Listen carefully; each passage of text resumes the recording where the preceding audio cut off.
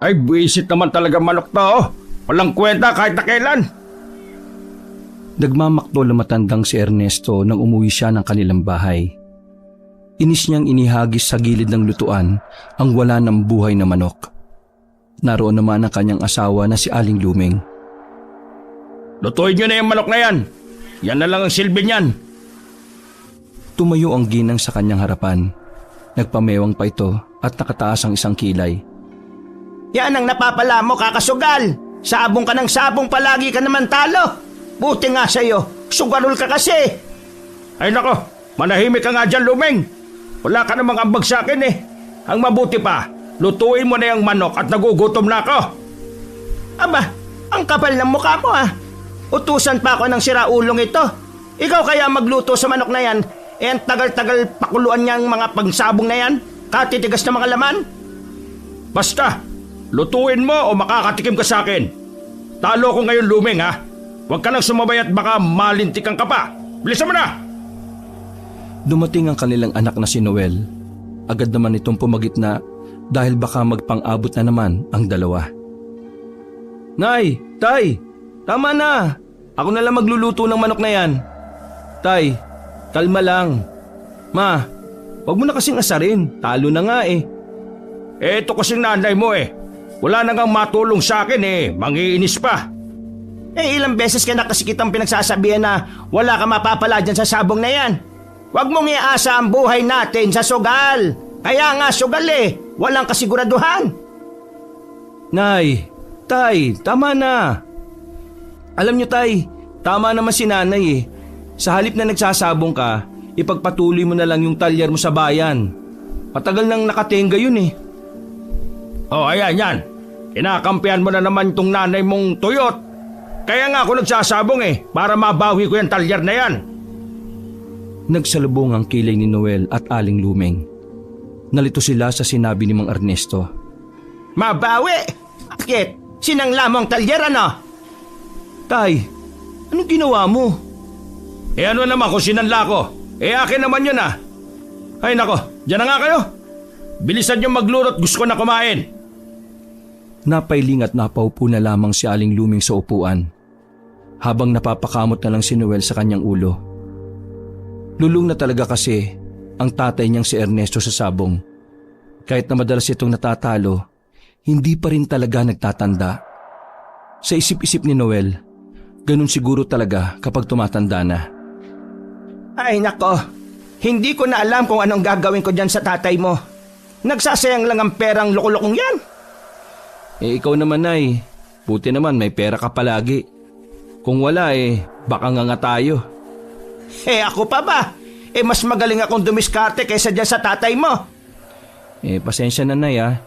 Pangako, kapag nakahanap na ulit ako ng trabaho, tutulungan ko kayo. Bakit ba naman kasi tinanggal ako dun sa minahan eh? Wala naman akong ginagawang masama. Eh alam mo naman ang mga incheck na amo. Mga kuripot yan. Malamang nagbabawas ng tao. Para hindi malaki ang gagastusin nila para sa pasahod. Nay, gusto ko lang sana munang magpaalam. Pupunta ako kina Doming. Tumayo ang ginang at sinimulan ng hugasan ng namatay na pansabong ni Mang Ernesto. Ano naman ang gagawin mo doon? Baka mag-inom ka na naman ha? Nung nakarang inom mo nangamoy ka. Nay, hindi ako magiinom. Sasama lang ako kay Doming manghuli ng dagang bukid, tsaka bayawak. Alam mo naman, binibili yun sa bayan. Sideline lang ba, Nay? Sideline? Ayos din yang si Doming talagang madiskarte. Mabuting kaibigan pa.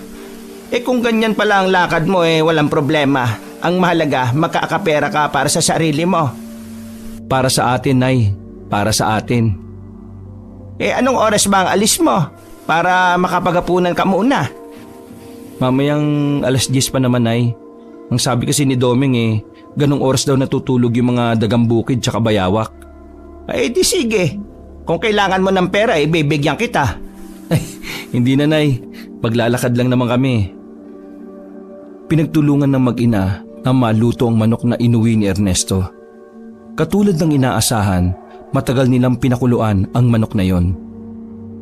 Dakong 9:00 na nang matapos na ang lahat. Nasa harapan na sila ng hapagkainan at kakain na rin. Tay, ano ba yung tinitingnan mo dyan sa dyaryo? Gabi na, hindi ba lalabo mata mo dyan? Nakatingin pa rin ang manong sa dyaryo nang sumagot ito. Binabasa ko itong horoscope ko. Sabi kasi nung nakaraan suswertehin daw ako. Ngayon, ang sabi naman dito, mas suswertehin daw ako. Kaya bukas, ihahanda ko yung isa sa mga manok ko. Ilalabang ko. Baka manalo na eh. Nagkatinginan na lamang si Noel at ang kanyang inang si Luming. Hindi na nila yun kinontra pa. Ayaw nilang magkaroon pa ng sagutan sa harap ng hapagkainan. Makalipas ang 1 oras, umalis na rin si Noel ng kanilang bahay. May dala siyang 4 na malalaking sako. Bilog kasi ang buwan noong gabing yon. Paniniwala ng kaibigan niya si Doming, mas marami ang bayawak kapag bilog ang buwan. Ay, sana naman marami kaming mahuli. Pasipul-sipul pa ang lalaki habang naglalakad patungo sa barangay nila Doming.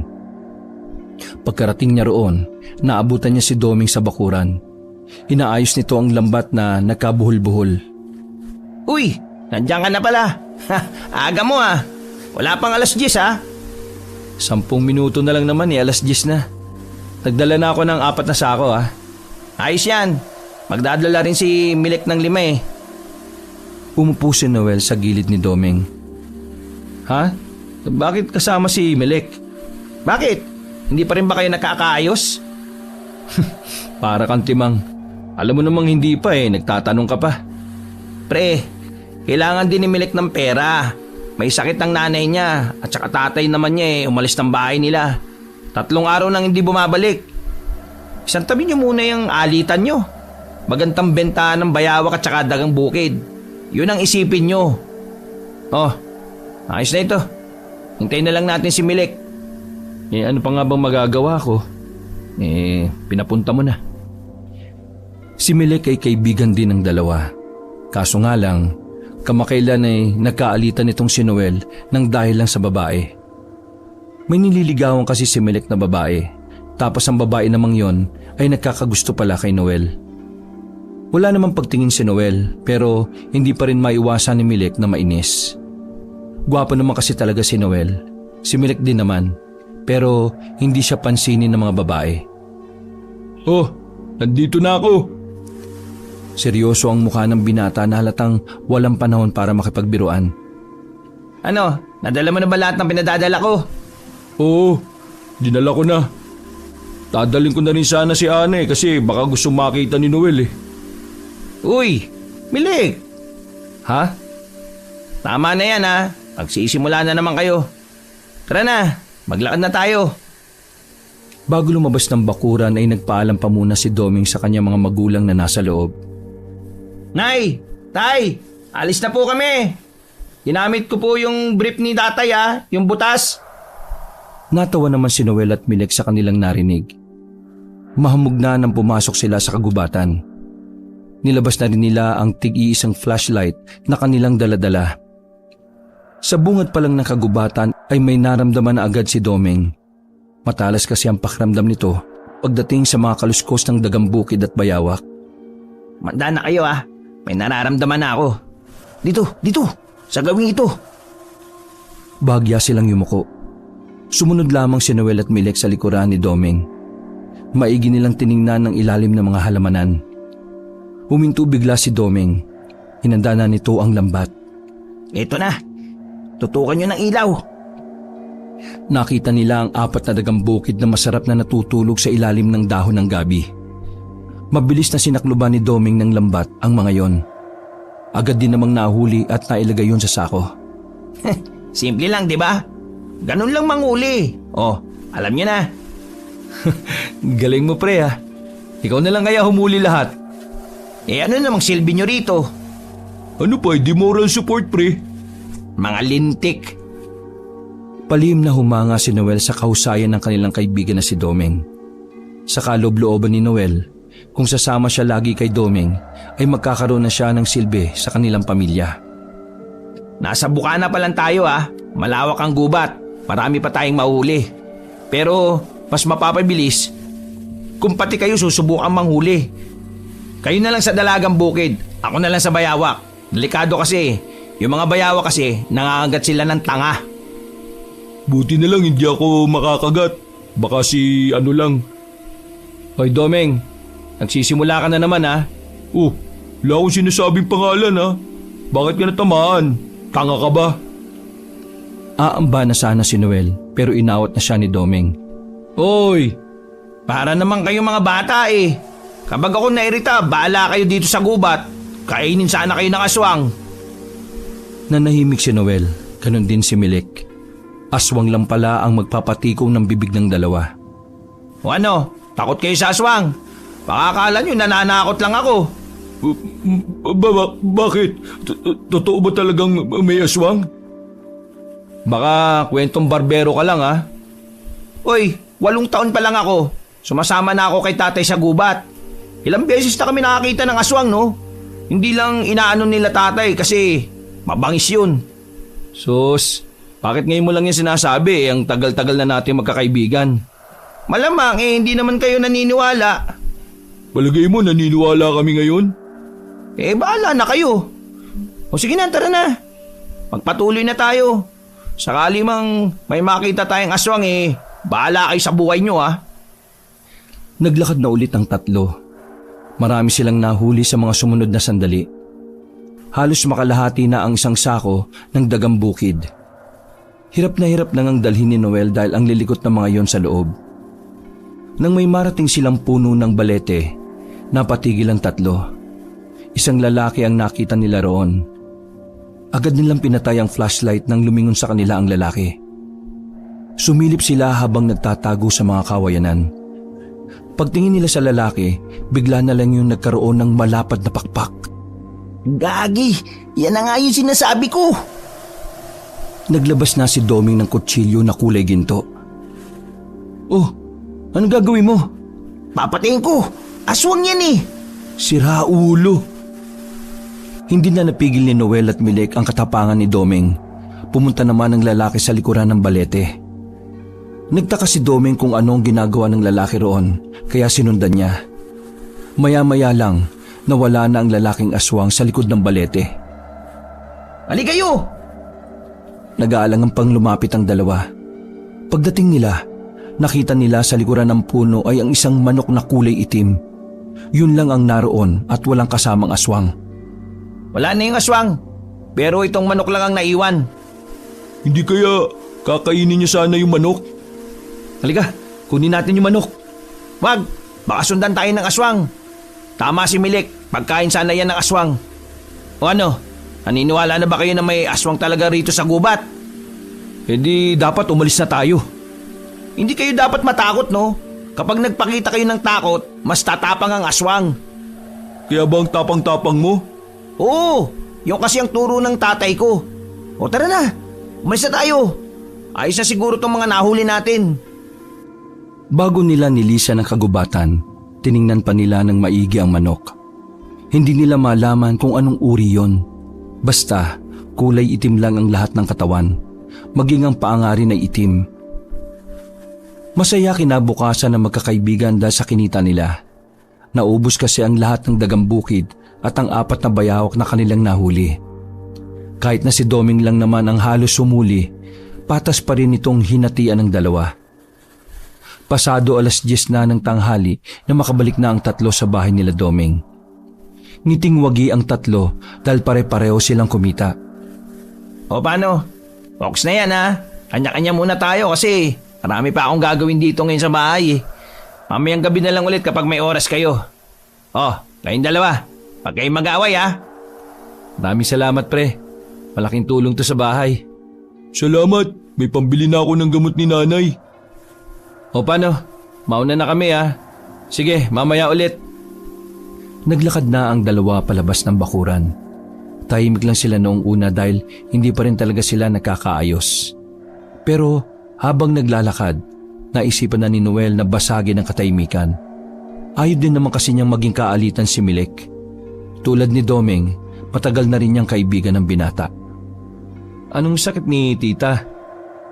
Nagtatakang lumingon si Milik kay Noel. Bakit mo tinatanong, doktor ka ba? Kaya ako nga inaalam kasi hindi ako doktor eh. Di ko alam. Bigla na lang nagkasakit si nanay eh.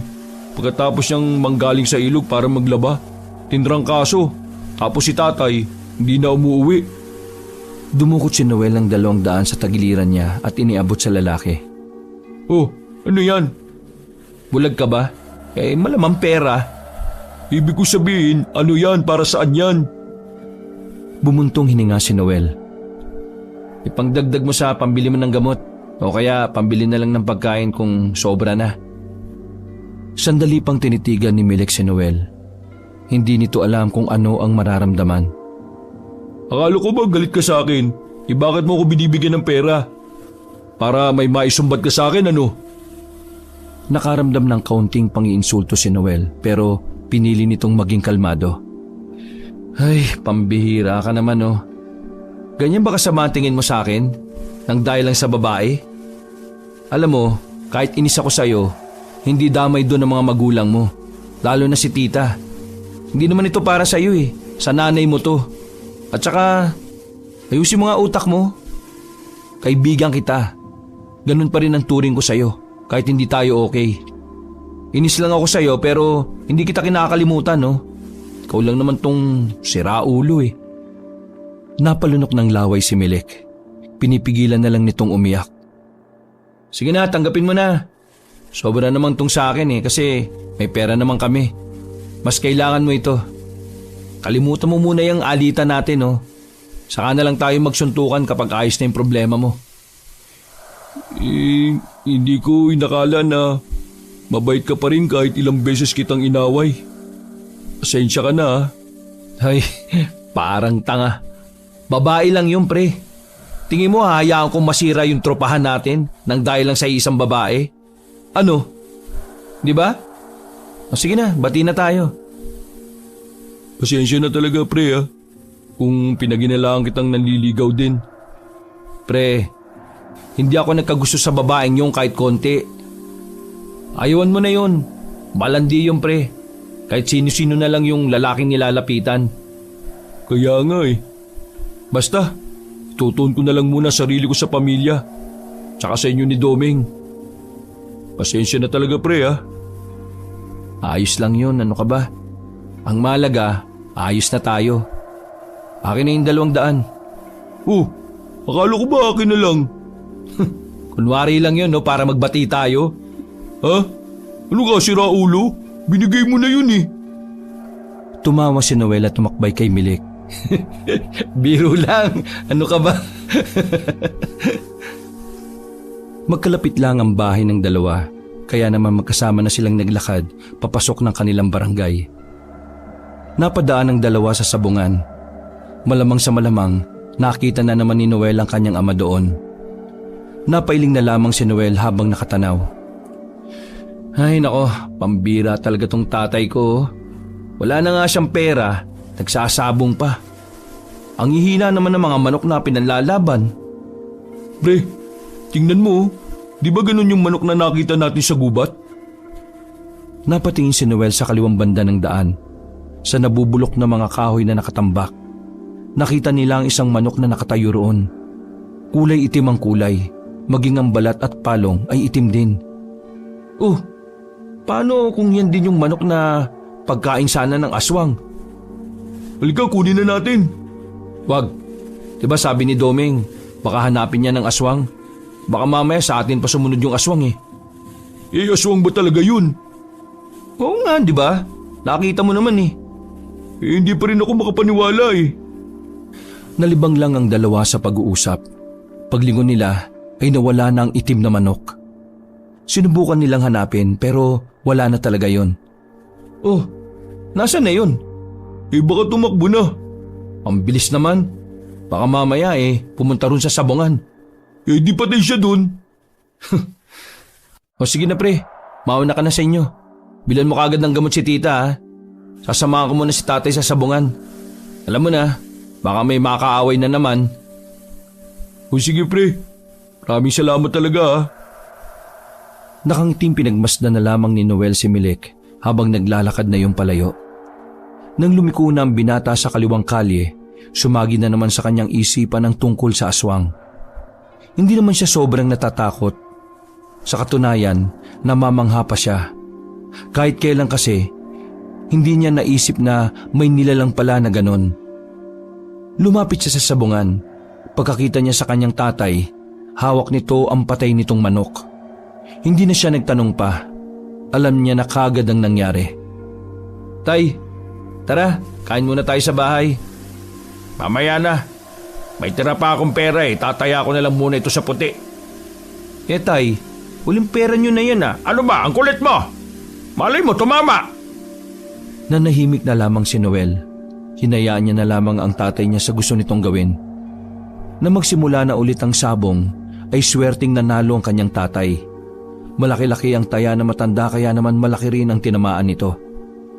Oh, tama na muna. Nabawi ko na yung kalahati ng talo ko. Tara na anak, muwi na tayo. Buti naman tay, kaya mo pang kontrolin yung sarili mo Paano hindi magkukontrol? Pera to ng nanay mo, hindi niya alam. Ha? Ano? Pangiting-iting naglakad ang mag-ama pauwi sa kanila. Habang tinatahak nila ang daan, biglang sumulpot ang manok na kulay itim. Nakuha kagad ng manok ang atensyon ng manong na si Ernesto. Napatigil sila sa paglalakad. Alam na kagad ni Noel na nagustuhan yun ng kanyang ama. Tay, sandali. Oh, bakit? Huwag mong kunin yan. Ha? Bakit wag? Mukha namang walang may-ari niyan. Walang tali sa paa, oh. Ano kasi, tay Ano? Nakita namin yan kagabi sa gubat. Pero bago yun, may nakita kaming aswang. Lalaki na may pakpak na malapad. Hinala namin, pagkain sana yan ng aswang Kung kukunin natin yan, baka mamaya tayo ang balikan ng aswang na yun. Salubong ang kilay na matandang si Ernesto sa kanyang narinig. Para sa matanda ay isang malaking kabaliwan ang sinasabi ng anak. Sa tagal na kasi ni Ernesto sa kanilang lugar, puro kwento lang ang kanyang naririnig. Wala namang nakapagpatunay na totoo nga ang aswang. Sinuri ni Mang Ernesto ang mata ng kanyang anak. Namumula mata mo Nagdodroga ka ba? Tay, kulang lang ako sa tulog. Para ka nakadroga Kung ano-ano sinasabi mo. Hindi ka naman dating ganyan Tay, totoo sinasabi kong may aswang. At ang manok na... Napatigil si Noel sa pagsasalita nang makitang nawala na ang manok sa kanilang harapan. Napakamot na lamang si Mang Ernesto dahil doon. Nakakainis ka naman Tingnan mo, nawala na yung manok. Alam mo ba na iba ang pakiramdam ka doon? Parang malakas na manok yun Nawala pa tuloy, daldal mo kasi. Maging si Noel ay nagtaka na lamang. Bigla namang kasing nawala na parang bula ang itim na manok. Nauna nang naglakad si Mang Ernesto pauwi. Habang si Noel naman ay palingon-lingon pa rin sa paligid. Nagbabaka sakali na makita ang misteryosong itim na manok. Wala na sa mood si Mang Ernesto nang kumain na sila ng tanghalian. Tahimik lang ang matanda habang sila ay nasa hapagkainan. Natalo na naman siguro ang taong to sa sabong Hindi, Nay. Nabawi naman niya yung kalahati sa talo niya. Ay nako, ayaw kong pag-usapan ng sabong. Kaya manahimik kayo kung yan lang ang sasabihin niya. Nagkatinginan si Noel at Aling Lumeng. Isang malaking himala kasi na nanggaling yun mismo sa bibig ni Mang Ernesto. Aba, nilalagnat ka yata. Napangisi si Noel. Alam niya kasi na mabubuking ang kanyang ama kapag hindi na iba ang usapan. Noel, kumuha ka nga ng maligamgam na tubig at punasan mo itong tatay mo. Baka may sakit ata Lumeng, pinagkakatuan mo ba ako? Oo. Tama na po kayo. Baka mamaya mag-away na naman kayo. Ay, siya nga pala. May iba tayo, Nay. Naniniwala ka bang may aswang? Nang marinig yun ni Ernesto ay nag-angat ito uli ng tingin. Magsasalita pa sana ngunit naunahan na ito ni Aling Lumeng. Taga-Sikohor kasi ang pamilya ko, kaya oo. Naniniwala ako. Maraming ganyan sa probinsya namin, anak. Alam mo ba karamihan sa kinakain nila? Mga sabungero. Oo. Pinariringgan mo ba ako? Aba hindi. Nagsasabi ako ng totoo. Ang mga aswang sa amin, sa sabungan din tumatambay. Inaabangan nila kung kaninong manok yung matatalo. kinakain nila yung manok kapag malapit ng mamatay. Tapos, dinadamay na nila yung may-ari ng manok. Ganon. Wala kang alam na ganon, Ernesto? Kaya hindi ka talaga maniniwala. Kasi Nay, Napatigil sila sa pag-uusap na makarinig sila ng kakaibang tilaok. Sa dami ng manok ni Mang Ernesto, ang tilaok na yon ang hindi pangkaraniwan. Kaya alam niya na hindi yon pagmamay-ari ng kanyang tatay. Malaki ang boses ng tilaok ng manok na yon. Mababa rin ang tono. Dali-daling lumabas si Mang Ernesto ng bahay. Pagtingin nila sa bakuran, naroon ang itim na manok. Tila may isip na nakatingin sa kanila at tila naghihintay lang din na lumabas sila ng bahay. Noel, anak, tingnan mo. Ako na pinupuntahan ng manok na ito. Ibig sabihin, pinipili niya ako bilang amo niya. Kinuha ni Mang Ernesto ang manok at kinarga na parang sanggol. Anong sinasabi ng tatay mo? Nakita na kasi namin yung manok na yan kanina sa daan. Tapos ayan, bigla na lang nandito. May kaba sa tinig ni Noel. Hindi niya alam, pero palagay niya, panganib ang dala ng manok na yon. Alam niya kasi na baka puntahan sila ng aswang na nakita nila sa kagubatan. Ikaw naman, Ernesto. Kuha ka lang ng kuha ng manok. Baka mamaya meron nagmamay-ari dyan. Nakita mo namang walang tali, hindi ba? Wala rin palatandaan. Ibig sabihin, palaboy ang manok na ito. Nakakaawa naman kung hahayaan mo lang na malamigan sa labas, lalo na kapag gabi. Ay nako, tinuring na naman niyang anak ang manok na yan. Malakas ang kutob ko na ito na ang manok na magpapanalo sa akin. Perma ko ng pera, dali. Ilalaban ko ito mamayang hapon. Ay nako, bahala ka. Magsusugal ka na naman. Wala nang nagawa ang mag-inang Noel at Aling Luming nang umalis na naman ng bahay si Mang Ernesto. Napilitan itong hiramin ang pera ni Noel. Gusto rin kasi ni Noel na malaman kung talaga bang may kakaiba sa manok na yon, gaya ng sinabi ni Ernesto. Kaya 3:00 ng hapon, nasa sabungan na naman si Mang Ernesto. Palihim nga ring sumunod doon si Noel para masaksihan kung papaano lumaban ang itim na manok. Pagkakita pa lang ng mga tao sa dalang manok ni Mang Ernesto, naagaw agad nito ang pansin ng lahat. Humanga ang mga yon dahil sa kakaibang kulay ng manok. May nagsasabi pa nga na ang mga ganong klase ng manok daw ay mahihina. Mahina yan. Pinaliguan lang yan ng krudo na may pintura kaya ganyan ang kulay.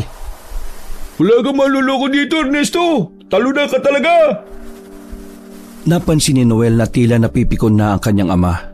Pero nanatili lang nakalmado ang matanda. Simulan na lang natin ang laban nang malaman natin kung sino ba talagang uuhing luhaan ngayong hapon. Nang magtalpa ka na, napanganga ang mga tao. Unang hampas pa lang ng manok ni Mang Ernesto, patay agad ang kalabang manok. Sirit ang dugo sa leeg, nangingisay at hindi na nakatayo. O ano? Sinong mahina? Ano? Laban pa! Sinong matapang dyan? Itataya ko lahat ng panalo ko. Hindi makapaniwala si Noel sa kanyang nakita. Halimaw pa sa halimaw ang manok na itim. Ni hindi man lang yun nagalusang kahit na isa. May pumalag na isang sabungero sa hamon ni Mang Ernesto. Pero katulad lang ng nangyari nung umpisa, napatay lang ng manok na itim ang manok ng kalaban.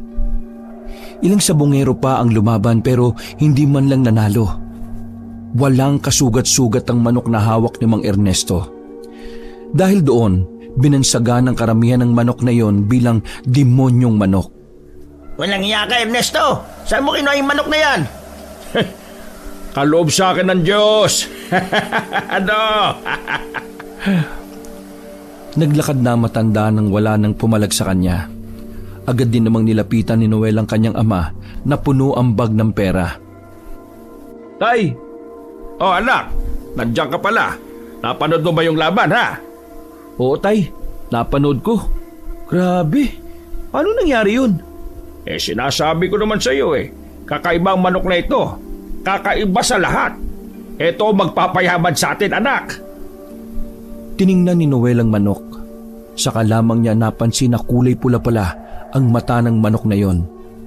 Bagay na nagdulot ng kaunting kaba kay Noel.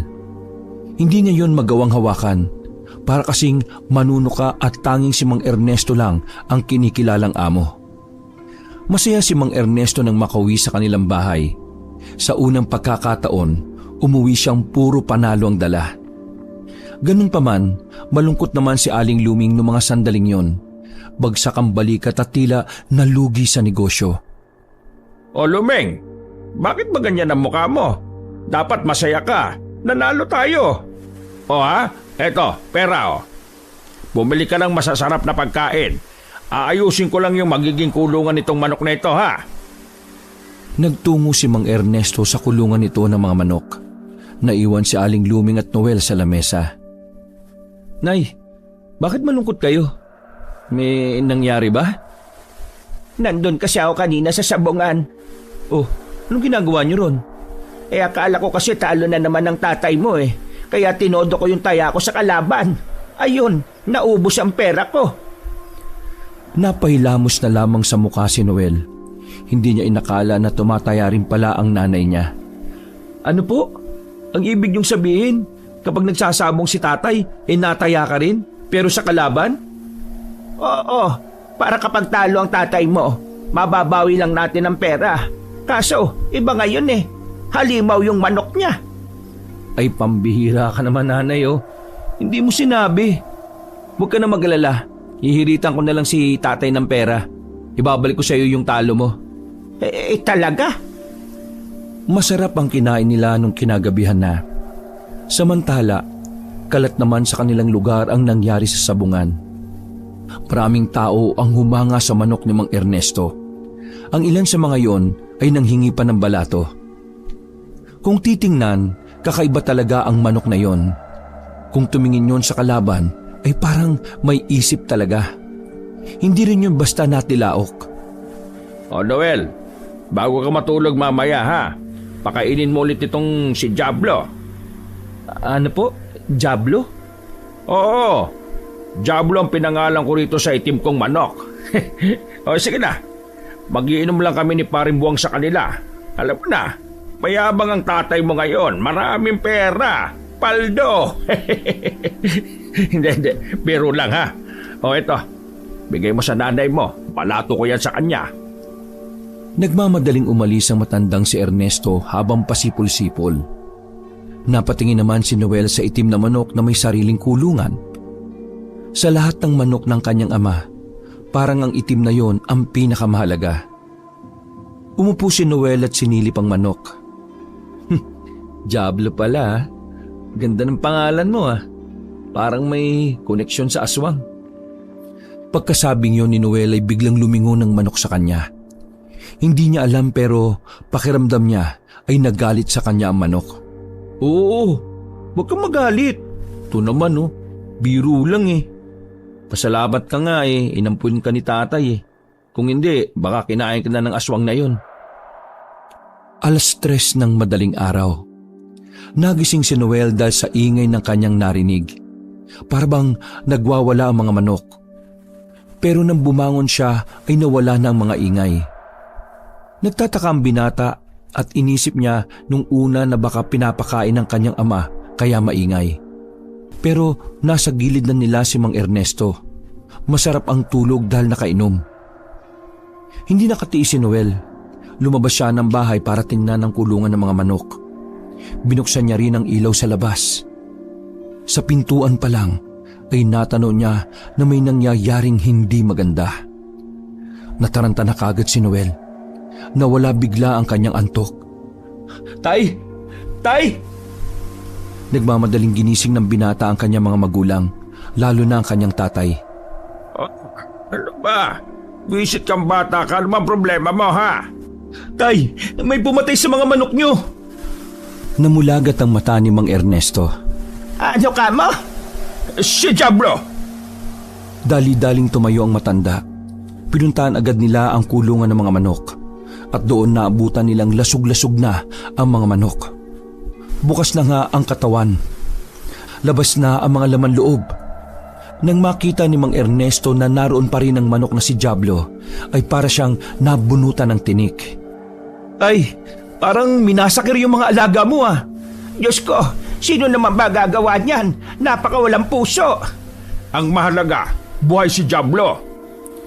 Dinampot ni Mang Ernesto ang natitirang manok na si Diablo. Napansin ni Noel na tila may kinakain ng manok. Nangilo si Noel nang makita na parang may nakasabit na bituka ng manok sa tuka ni Diablo. Ayos lang sa'yo na nalaga sa mga manok mo, Tay. Kayang-kaya ko naman bumili ng mga bagong manok eh. At saka, wala namang mga silbi mga yan. Etong si Diablo lang ang napapakinabangan ko. Ay, mabuti pa, Noel. Kumuha ka ng tubig at lagayan ng mga patay na manok na yan. Napapailing na lamang si Noel noong mga sandaling yon. Kakaiba talaga ang pagmamahal ng kanyang ama dun sa manok na yon. Nilinis na mag-inang Luming at Noel ang mga dugo sa kulungan. Inilagay nila sa sako ang mga patay na manok. Parang walang pakialam si Mang Ernesto sa mga manok. Ni hindi na nga rin ito gustong alamin kung sino ang gumawa sa pagpatay. Pagsapit ng umaga, kahit anong lihim ni Aling Luming at Noel sa nangyari sa mga manok, sumisigaw pa rin ang katotohanan. Ang hinala ng iba ay may nagalit na sabungero kay Mang Ernesto. Dahilan para pagbalingan ang mga manok nito. Seryoso ka ba? Sinasabi mong ginagamit ng tatay mo yung itim na manok na nakita natin sa likod ng balete? Pre, pagmamayari ng aswang yun eh. Gulat na gulat si Doming at Milek nang malaman ang kwento ng kanilang kaibigan. At saka, sigurado ba kayo na tao ang pumatay sa mga manok ng tatay mo? Baka mamaya niyan eh, aswang na yung gumawa nun ah. Ay, di ko rin talaga alam pre. Parang kakaiba nga rin yung manok. Malakas siya. Walang makatalo sa kanya eh. Tapos kung makatingin sa akin, para siyang nakakaintindi. Nako, mahirap yan pre. Baka mamaya inaaswang na pala kayo. Wala kayong kaalam-alam. Ayaw naman kasing maniwala sa akin ni tatay eh. Alam mo naman yung matatanda. Mga sarado ang utak. Hindi maganda yan pre. Ang mabuti pa, kunin mo yung manok ng tatay mo. Ipatingin natin sa albularyo para malaman natin kung talagang pagmamay-ari ng aswang yun. Paano ko nga magagawa yan eh? Laging hawak ni tatay yung manok. Di, mamayang gabi kapag tulog na yung lahat, hindi naman siguro sinasama ng tatay mo sa pagtulog yung manok niya. O sige, pero samahan niyo ako sa amin mamaya ha. Nakakatakot din talaga yung manok na yun eh. Brutal yun pre. Lasog-lasog yung mga nakakalaban niya. Ano, sama ka ba Milek? Tara! Sige, samahan ko na kayo. Medyo maayos naman na si mama eh. Mabilis na lumipas sa mga oras. Sumapit na rin ang gabi. Umuwi si Mang Ernesto nang wala sa mood. Padabog niya pang ang inilagay ang manok sa loob ng kulungan. Nagtaka naman si Noel at Aling Luming. Mula kasi ng sunod-sunod na panalo, yun ang unang beses na umuwing nakasimangot ang lalaki. O tay, masama yata ang timpla nyo ah. Anong nangyari? Nilaklak ni Mang Ernesto ang isang baso ng tubig sa lamesa. Mga walang yang tao sa sabungan. Wala nang gustong lumaban sa akin eh. Mga takot matalo. Palibasa, mga walang kwenta yung mga manok nila. Wisit talaga oh. Paano ba namang may lalaban sa iyo? Yung manok mo para talagang demonyo. Aba, hindi man lang masugatan. Malamang matatakot na talaga sa iyo mga sabungero. Mas maganda pa, pumunta ka ng bayan. Nandun yung mga sabungero na matatapang, lalo na yung mga dayo galing sa Manila. Umupo si Mang Ernesto sabay ngiti. Ang galing mo dyan, Luming ah. Bakit hindi ko yun naisip? Tama nga mga sinabi mo. Sa bayan. Siyempre, bukas ka na lumakad. Anong oras na rin, no? Tahimik lamang si Noel ng mga sandaling yon. Pagkatapos nilang kumain, nauna nang nakatulog si Mang Ernesto. Habang si Aling Luming naman ay gising pa rin at nananahi. Anong oras ba tumatutulog si nanay? Kainis naman oh. Nakita na lamang ni Noel mula sa bintana ang kanyang dalawang kaibigan. Nataranta ang lalaki kaya pasimple siyang lumabas. Nilapitan niya ang mga yon at tinila papunta sa likod ng mga halamanan. Uy, baliw kayo. Gising pa si nanay oh. Ano naman? Kanya ba yung manok? Ang mahalaga, tulog ang tatay mo. Ano, tara, kunin na natin. Baka kasi makita tayo ni nanay eh. Magagalit din yun. Hindi yan. Tara na kasi, sayang ang oras oh. Baka mamaya, tulog na yung albularyo pagpunta natin dahil sa kabagalan mo. Sige. Basta, huwag kayong maingay ha. Pumasok na sila sa bakuran. Dahan-dahan nilang binuksan ang kulungan ng manok na si Diablo. Kinuha ni Milik ang manok. Pagkarga niya ay bigla na lamang siyang tinuka sa braso. Tulo kaagad ang dugo ni Milik. Nabitiwan niya ang manok, pero agad namang pinasok ni Doming yon sa loob ng sako. Gagi pre, ang hapdi. O ano, sabi ko sa inyo eh. Aalis na sana sila nang biglang nasa likuran na pala nila si Aling Luming. Nagtataka at naguguluhan sa kanilang ginagawa.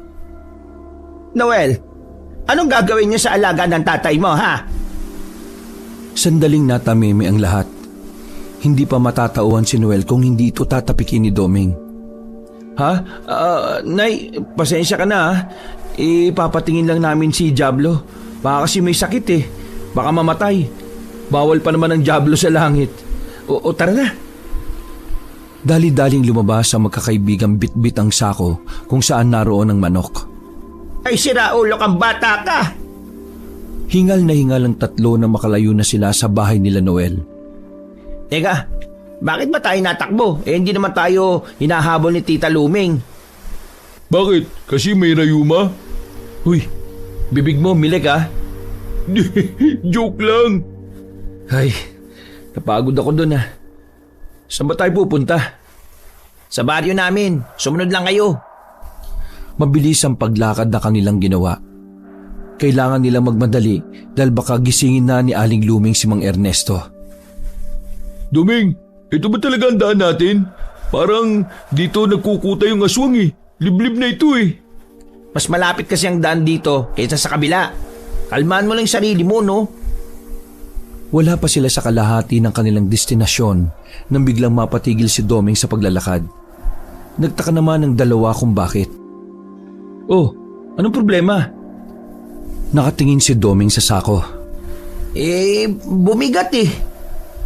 Paano bibigat eh? Manok lang yung nasa loob niyan. Sakalin ko pa yung manok na yan eh. Sakit ng tuka ang mga pre oh. Bumigat nga. Bigat oh. Binitiwan ni Doming ang sako nang maramdaman na may kakaibang paggalaw ang naroon. Lumayo ang tatlo sa sako. Kita ng mga mata nila kung papaanong mawasak ang sako. Mula roon ay lumabas ang isang lalaki na walang damit. Pagtutok nila ng flashlight, nakita nila ang pangit na mukha ng lalaki. Sumulpot din ang balapad at malalaking pakpak nito. Noel! Pre! Yung manok mismo ang aswang! Naku, takbo!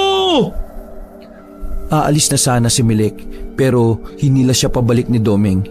Walang tatakbo! Hindi tayo magpapakita ng takot! Nakatayo lang ang lalaking aswang. Tila ba naghihintay lang din yon ng gagawin ng tatlo. Anong gagawin natin dito? Makikipagtitigan dyan? Baka mamaya malapa pa tayo niyan. Huwag kayong maingay. Makikiramdam tayo. Makikiramdam ang putik. Pasimpleng may kinuha si Doming na kulay gintong punyal sa kanyang maliit na bag. Nang mapansin nilang naglalakad na palapit ang aswang, inilabas ni Doming ang punyal. Uy, anong gagawin mo? Subukan mo lumapit. Patay ka, malamang ka. Andoks, inihaw ang labas mo. Napatigil ang aswang nang makita ang punyal. Sa halip na atakihin sila nito, ay lumipad na lamang ang aswang paalis. Tila nabunutan ng tinik ang magkakaibigan sa mga pagkakataon na yon. Bago pa makabalik ang aswang, hindi na sila nagsayang ng oras. Nilisan na rin nila ang lugar na yon. Paano ko ipapaliwanag kay tatay? Lintik yan. Maniniwala kaya sa akin yun? Kapag bumalik sa inyo yung manok, sabuyan mo ng asin. Ipakita mo sa tatay mo para maniwala. Mabuti pa, umuwi na muna tayo. Delikado tayo sa labas eh. O sige na, umuwi na muna tayo. Ako nang bahalang magpaliwanag kay tatay. Kabado ang lalaking si Noel habang naglalakad. Pinapraktis na niya kung ano ang mga salita na gagamitin niya para maniwala ang ama. Pagdating niya sa kanila, sa bakuran pa lang ay inabutan na niya ang mag-asawang Luming at Ernesto. Nang mapansin siya ng ama, nagmamadali itong lumapit sa kanya at tinawakan siya sa kwelyo. Anong ginawa mo sa manok kong si Diablo, ha? Nasaan ang manok ko? Saan mo dinala? Galit na galit ang mukha ng matandang lalaki. Maigpit ang pagkakahawak nito sa kwelyo ng binata. Napadikit na nga rin sila sa bakuran. Tay, sandali lang, magpapaliwanag ako. Sumagot ka! Nasaan ang manok ko? Nasaan? Anong ginawa mo kay Diablo? Sa inis na matandang si Ernesto ay nagawa na niyang sapakin si Noel. Tumigil lang yon nang gumitna na si Aling Luming. Ernesto naman, wag mo naman saktan ang anak natin. Manok lang yun eh. Anong manok lang? Mas may silbi pa nga sa kanya yung manok na yun eh. Bahagyang nasaktan si Noel sa sinabi ng kanyang ama. Pakiramdam ni Noel noong mga sandaling yon ay wala siyang kwentang anak. Grabe naman kayo makapagsalita.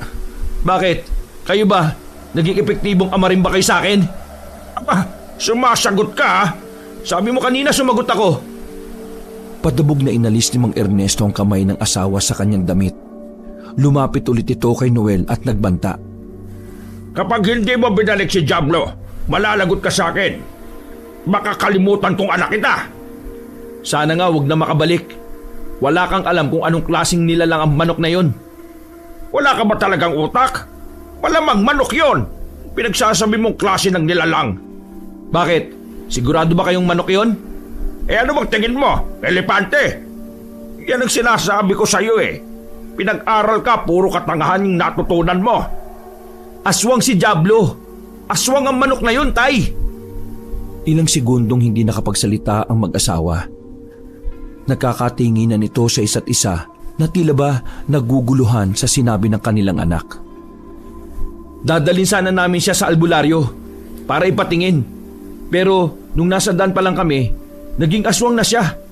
Yung manok na nilagay namin sa sako, naging tao. Lalaki siya, tay, na may pakpak. Luming, ilayo mo nga sa akin tong anak mo. Nababaliw na yata eh. Kapag ako hindi nakapagpigil, sasapakin ko ulit yan. Anak, ano bang sinasabi mo? Nakikiusap ako sa'yo. Ibalik mo na lang ang manok at wag mo nang palalain ang sitwasyon. Pero nay, totoo sinasabi ko. Aswang yung manok na yun. Kaya nga sobrang lakas niya sa sabungan eh. Kasi hindi naman siya pangkaraniwang manok. Tama na! Dumapo na naman ang kamao ng kanyang ama sa kanyang pisngi.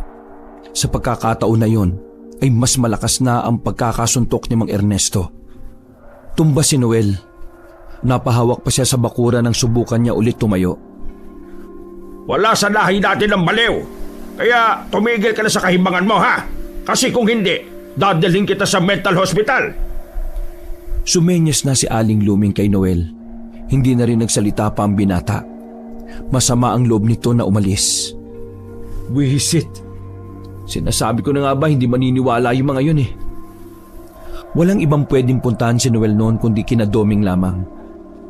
Ayaw niya rin namang makaabala kay Mikel dahil kagagaling lang ng ina nito. Doming! Doming! Si Noel to! Gising ka pa ba? Agad na bumukas ang pinto. Oh, bakit? May nangyari ba? Pre, hindi nga naniwala sila tatay.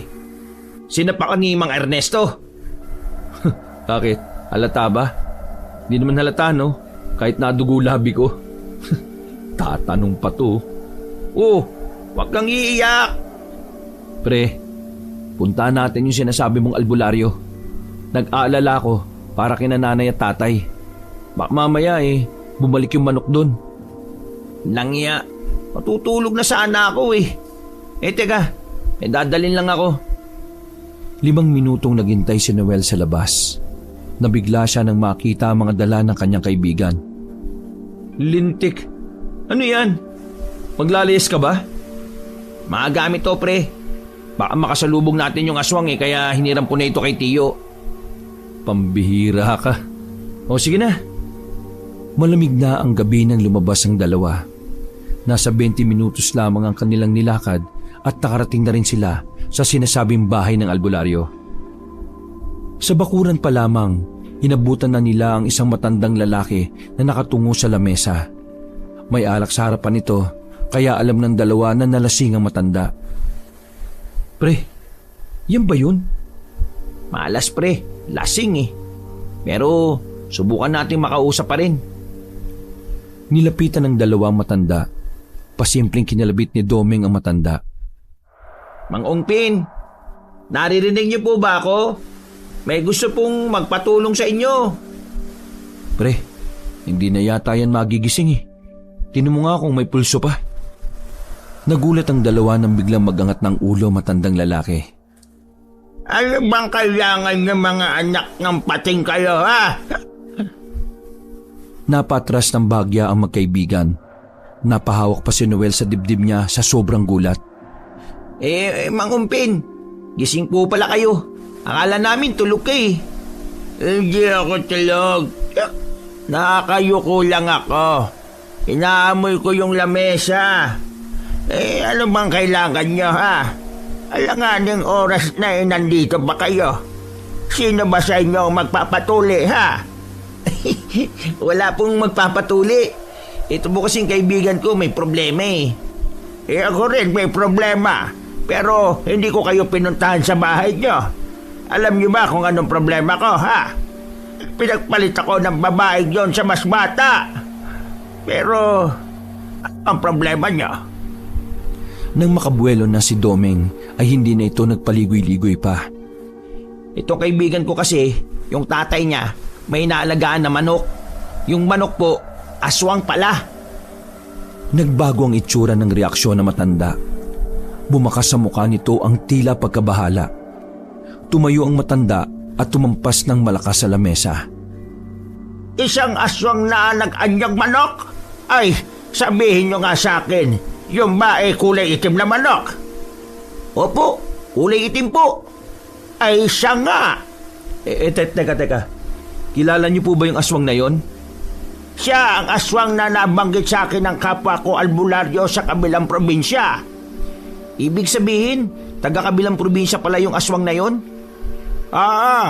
Pumunta siya rito dahil muntika na siyang mahuli ng mga tao doon. Ang aswang na yon marami ng biniktima. At ang mga binibiktima niya ay ang siya rin mismong naging amo niya. Kung ganun po nasa peligro po yung tatay ko? Mismo! Kung siya na ang kinikilalang amo, malamang sa malamang papatayin niya rin ang tatay mo. Paano namin malalaman kung kailan niya gagawin yun? At 30 ng madaling araw. Ha? Anong at 30 ng madaling araw? Tuwing at 30 ng buwan ng petsa kung kailan niya bibiktimahin ang kanyang amo. Madaling araw, walang eksaktong oras. Ganon na ganon ang pagkakasabi sa akin ng kakilala kong albularyo. Otomatikong nagtayuan ang balahibo ni Noel nung marinig niya yon. Kahit na sinapak siya ng kanyang ama, hindi niya pa rin gugustuhin mapahamak yon. Doming, nasa peligro ang buhay ni tatay. Kailangan ko siyang masabi. Sandali nga. May sinasabi na ba akong gagawin? Doming, ano ba itong kaibigan mo? Medyo iritado na ang albularyo kay Noel. Kaya naman hinila ni Doming pabalik ang kanyang kaibigan. Uy, umayos ka. Mainitin ang ulo niyan. Huminga ng malalim ang lasing na albularyo. Sa pagkakataong yon, kumalma at sumiryoso na si Mang Ongpin. Sa totoo lang hindi ako natulong ng libre. Pero dahil wanted ang aswang na yan sa kabilang probinsya, sasamahan ko kayo. Ang kailangan nyo lang gawin ay makinig sa akin. Seryoso ba? Magdadaldalan pa tayo rito kahit malapit ng mag-alas 12? Wala ba tayong gagawin? Tuluyan ng nainis ang albularyo. Kinuha nito ang tsinelas at isinampal kay Noel. Napahawak na lamang si Noel sa mukha niya at nanlalaki ang mga mata. Hindi ito makapaniwala sa ginawa ng matanda. Napagtanto niya na mas masakit pa pala yun sa sampal ng kanyang ina. Nanahimik ang binatang si Noel dahil sa ginawa ng albularyo. Nagsimula na magpaliwanag ang albularyo kung ano ang mga dapat nilang gawin para mahuli ang manok. Sa puntong yon ay nakikinig na ng maayos si Noel. Makalipas lang ang halos 10 minuto ay natapos na rin si Mang Umpin. Tinandaan nila ang una nilang gagawin at yon ay ang magsaboy ng dugo ng manok sa kanilang bakuran. Bago umuwi, pinadala ni Mang Umpin ang dugo ng manok sa kanila. Binigyan din sila ng bote na may lamang tubig na pangontra sa aswang. Mauna na kayo roon. Dadasalan ko lang ang sibat. Susunod ako bandang 12:00. Marami pong salamat. Sige ho, mauna na kami. Nagsimula ng maglakad ang dalawa. Hawak-hawak ni Noel ang bote na may lamang tubig na kulay berde. Tara, bilisan natin. Uminao ka lang kasi. Kaya ka nasasampal ng tsinelas eh. Binilisan pa nila ang kanilang paglalakad. Di kalaunan ay nakarating na rin sila sa bahay nila Noel. Hindi na muna sila lumapit. Nakiramdam muna si Noel kung gising pa ba ang kanyang mga magulang. Nakahinga siya ng maluwag nang makitang wala sa kulungan ng itim na manok na si Diablo. Pasimple siyang sumilip sa loob. Tulog na rin ang kanyang ama at ina. Kung gusto mo, magbantay lang tayo dito hanggang sa mag-umaga. Ayos lang ba sa'yo? Ayos lang naman sa akin. Gusto ko rin namang makahuli ng aswang eh. Pero saan tayo po pwesto? Halika, meron akong alam. Kinuha nilang dalawa ang nakatambak na lumang papag sa likod ng bahay. Inilatag nila yon sa gilid ng bahay. Tumambay sila roon habang naghihintay sa muling paglitaw ng aswang. Habang tumatagal ay nakakaramdam na rin ng antok ang dalawa. Hanggang sa hindi na nga nila namalayan na nakatulog na sila sa papag.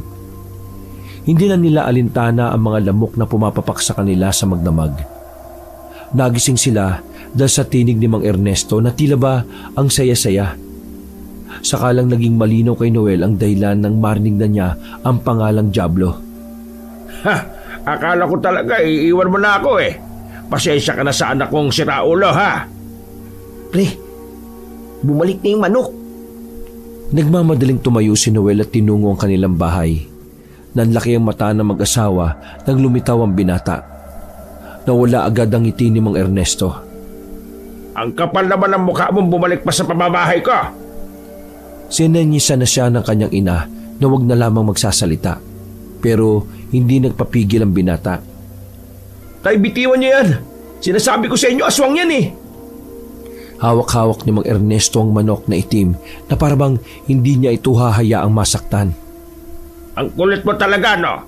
Kapag ako napuno na sa kabaliwan mo, palalayasin na kita sa bahay na ito. Maniwala kayo sa akin, Tay. Aswang yan. Galing kami sa albularyo kagabi.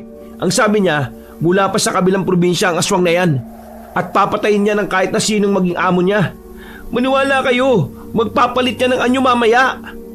Anak, tama na. Lalo lang kayo makakagulo ng tatay mo. Hindi pa kayo naniniwala sa aswang, Nay? Ang aswang ay nasa isip lang ng tao. Mawalang galang na ho, pero totoo po talaga yung aswang. Sa katunayan nakaranas na po ako ng aswang nung bata pa ako. Ilang beses na po, sa gubat. Ay, ito ba yung kasama mong magnakaw ng manok ko? Ha? Ikaw, sino bang tatay mo? Hindi ka ba tinuruan ng magandang asal? Walang kasalanan si Doming dito, Tay. Kung tutusin, magpasalamat kayo sa kanya kasi siya ay nakatuklas ng lahat. Kung ayaw niyo maniwala sa akin, bahala kayo sa buhay ninyo. Huwag niyo akong mamulto-multo kapag kayo namatay, ha? Huwag niyo akong sisihin. Ginawa ko na makakaya ko para paalalahanan kayo. Basta, sinasabi ko sa inyo, aswang ang manok na yan. Tara na, pre. Lumabas na ang dalawa. Habang naglalakad patungo sa bahay nila Doming, maraming sabongero ang nagkakagulo sa isang bakuran. Nung una, inakala nila na may nagaganap lang na sabong doon. Pero nang makalapit na sila, nakita nila ang mga kulungan ng manok. Maraming dugo at may mga natirang parte ng katawan ng manok na nilasog-lasog. Totoo ba? Aswang ang dumali sa mga yan, paring Opyong. Kitang-kita ng dalawa kong mata, mga pre. Aswang ang pumatay niya sa mga panabong ko. Isang lalaki na may nakatiklop na pakpak. Tapos kulay itim siya. Walang habas siya kinain isa-isa yung mga manok ko. Aswang yun! Nakatingin na magkaibigan sa kanilang narinig. mas lalo silang nabahala para kay Mang Ernesto. Alam nila pareho na ang may gawa ng pagpatay sa mga manok, walang iba kundi ang aswang din na nagpapanggap lang na manok din. Siguro ang gawin natin, umuwi ka sa bahay ninyo. Hayaan mo na lang muna ang tatay mo. Pero obserbahan mo yung manok. Oo, mas maganda ngang nababantayan ko yung manok. Kukuha ko ng pagkakataon para sabuyin siya nitong dala ko. Pero pre, sabi ni Mang Umpin, madaling araw daw atakin ng aswang yung tatay mo. Pero hindi naman nangyari. Ano pa bang aasahan mo? Hindi nga siya sumunod sa atin eh. Legit naman yung pre. Kaso, lasinggero lang talaga. Kaya mo na, ang malaga, walang nangyari kay tatay. O sige na pre, magpahinga ka na muna. Ako na munang bahala sa bahay. Maraming salamat ha. Tinapik ni Doming ang binata at umalis na rin ito. Napangiti na lang si Noel habang pinagmamasdan ang kaibigan na papalayo. Umuwi na lamang si Noel sa kanilang bahay. Naroon pa ang kanyang ama at ina. Dumiretso kagad sa papag si Noel, habang ang kanyang ama naman ay hindi mabitiwan ng manok. Ang angas mo. Uuwi ka rin naman pala sa pamamahay ko. Ano, dalhin na ba kita sa mental? Hindi na lamang pinatulan ni Noel yon. Nanatili lang siya sa papag at pinakinggan na lamang ang usapan ng kanyang mga magulang. O ano, hindi ka ba pupunta ng bayan ngayon? Akala ko ba magsasabong ka ron? Hindi. Ang sabi ni paring Obeng sarado daw ang sabungan ngayon. Abay, bakit naman sarado? Sa pagkakaalam ko palagi naman bukas yun. Paano kasi? Yung mga alaga ni paring Opyong namatay rin. Pinagkakalat nila na aswang ang gumawa nun. Aswang? Di ba aswang din ang sinasabi ng anak mo? Baka kamo yan din ang nagkakalat kaya naniniwala ang mga tao. Sira ulo yung anak mo Dahil sa kanya, wala tuloy akong kita ngayon. Aswang-aswang, katarantaduhan. Pangiti-ngiti lang ng palihim ang binatang si Noel. Makalipas ang ilang oras, makulimlim na ang ulap. Bukod sa sasapit na ang gabi, nagbabadyaring bumuhos ang malakas na ulan. Nasa bahay lang si Noel pero wala siyang pagkakataon na malapitan ng manok. Hindi inalis ni Mang Ernesto ang aswang na manok sa tabi nito. Pasilip-silip lang si Noel sa bintana. Kainis, kulang na lang asawahin niya yung manok na yun Aswang naman yun. Hawak-hawak lang na matanda ang manok hanggang sa gumabi na. Dakong 9:00 na nang makita ni Noel na lumabas ng bahay ang kanyang ama. Kinuha niya ang bote na may laman na pangontra at palihim niyang sinundan si Mang Ernesto. Alam niya na sa sabungan ng tungo na matanda. Narinig kasi niya na may lihim na sabungan sa kabilang barangay. Maingat na sumunod ang binata. Hindi pa sila gaanong nakakalayo ay napansin ni Noel na napatigil ang kanyang ama. Nagtataka siya kung anong nangyari. Kinabahan si Noel nang makitang binitiwan na ng matanda ang manok na itim. Bakit mo ako tinuka? Tingnan mo, dumugo ang braso ko Wala kang utang na loob Diablo! Ay, mas baliw na yata to si tatay sa akin Kailan ba tumanaw ng utang na loob ang Diablo? Hindi na nagdalawang isip pa si Noel. Nilapitan niya kagad ang kanyang ama bago pa nito kunin ulit ang manok. Aba, anong ginagawa mo rito, siraulo ka? Nandito ako para sabihin sa inyo na nasa panganib ang buhay nyo. Yang manok na yan, makikita mo kung anong tunay na kulay niyan. Sabog ka ba? Tunay na kulay? Itim nga ang kulay Bulag ka siguro Walang sinayang na pagkakataon si Noel. Binuksan niya ang daladalang bot at isinaboy sa manok ang laman na tubig. Nang tamaan ng manok ay nagtatatalon yon at naglalabas ng kakaibang tunog. Ano ginawa mo? Bakit sumasayaw ang manok ko? Walang iya ka talaga. Ayaw man ni Noel, sinampal na lang niya ang kanyang ama para manahimik at kumalma. Natutunan ko yan sa albularyo. Napahawak na lamang sa pisngi si Mang Ernesto. Pero biglang nagpalit ng anyo ang manok. Parang aatakin sa pusong matanda nang makitang naging tao ang manok.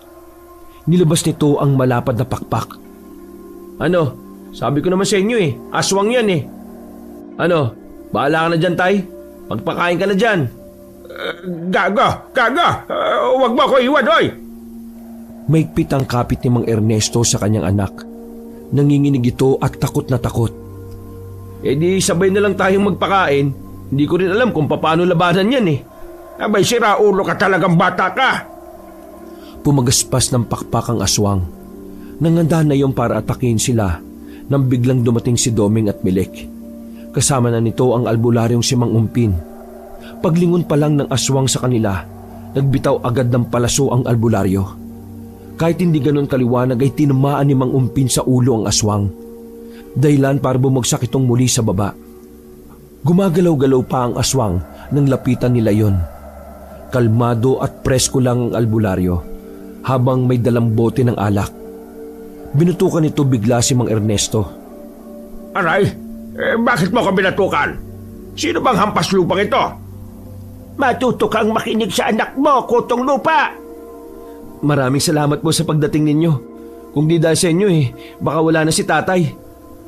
Bakit ako lang? Malamang iiwan kita. Tama na yan. Ang malaga, natugis na itong aswang. Ano po bang gagawin natin sa aswang na yan?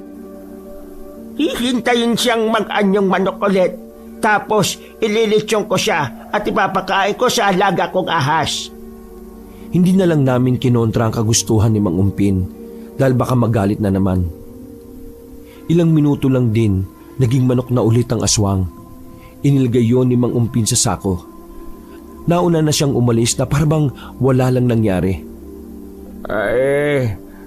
Noel, anak. Pasensya na kung hindi ako nakinig sa'yo. Masyado kasi akong nasilaw sa pera na galing sa sabong. Ayos lang ho yun, Tay. Pero para maging patas na tayo, pwede pasuntok din sa muka? Nagkatinginan silang lahat at maging si Mang Ernesto ay nagulat din. Biro lang. Ang mahalaga naman sa akin wala nang aswang at hindi ka napahamak. Tsaka sana, Tay, mapagtanto mo na mas mahalaga pa rin ang pamilya sa kahit na anong bagay. Tumangutango na lamang ang matandang si Ernesto. Mula nang mangyari ang lahat ng yon, natuto na ang matanda sa lahat ng kanyang pagkakamali. Sa mga sumunod na araw, hindi na niya pinapansin ang mga nagyayaya ng sabong. Bagay na labis namang ikinatuwa ni Noel. Wala nang nagparamdam muli na aswang sa kanilang baryo. Hindi na rin nagsasabong si Mang Ernesto. Ang kaso nga lang, si Aling Luming naman ang nagpatuloy ng naudlot na pagsasabong ng asawa. Wakas. Ay, buwisit naman talaga manok to. Walang kwenta kahit na kailan.